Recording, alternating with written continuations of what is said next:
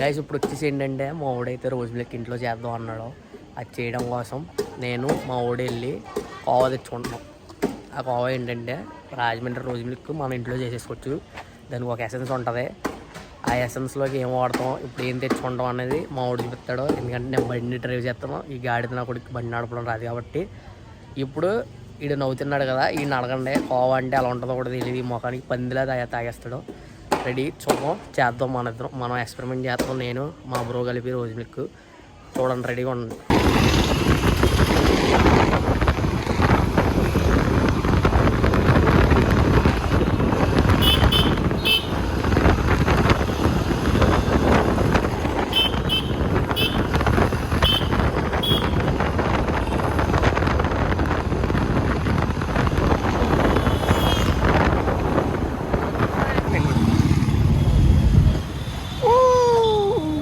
లోపల వెళ్ళాడు, పార్సల్ చేయించినాయి తీసుకొస్తాడు అనమాట. వీడికి ఏం తెలియదు 50 రూపాయలు అంటే 100 రూపాయలు కొట్టించారు. అందుకే నేను కూడా వెళ్తున్నాను లోపలికి. వాడు మొత్తం కామెడీ గాడు. 100 అంటే 50 ఇచ్చేస్తాడు, 50 అంటే 100 ఇచ్చేస్తాడు. అది టైప్ మాట. మంచిగా కరెక్ట్ కాదు అలా.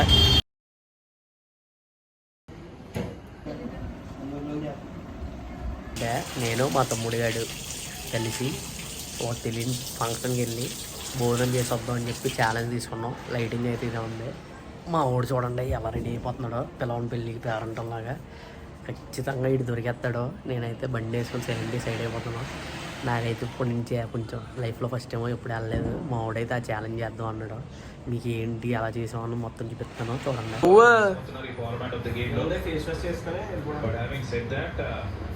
నిజంగానే వెళ్దామా? నిజంగా వెళ్ళిపోదామా? నిజమా? రే భయం వేసేస్తుందిరా నాకు. టెన్షన్ దొరికితే నేను పరిగెడతాను. నీ మొత్తం సుక్కలు అయ్యి చూడండి. ఇవి మరి నేను మా తమ్ముడు గడు, నేను కూడా షర్ట్ వేసుకున్నాను. మా ఊడు చూడండి నాకన్నా బాగా రెడీ అయిపోయాడు హీరోలాగా. అయితే సూపర్ ఉంటుంది కామెడీ. ఎందుకంటే మా ఊడిని అక్కడ ఎవడో చెప్పేస్తాను. ఇడు బ్రో హాయ్ బ్రో. చూసారా ఎలా రెడీ అయిపోయాడు మొత్తం మేకప్ కొడుతున్నాడు. ఇవన్నీ మా ఊడైతే ఈ సన్స్క్రీన్లు గిన్స్క్రీన్లు అన్నీ వాడేస్తాడు. ఇవన్నీ కొట్టేసుకొని ఇప్పుడు స్ప్రేలు ఇవన్నీ మైసో ఫ్యాను ఇవన్నీ కొట్టుకొని హీరోలా రెడీ అయిపోతున్నాడు. ఎందుకురా అంటే అనట్లేదు.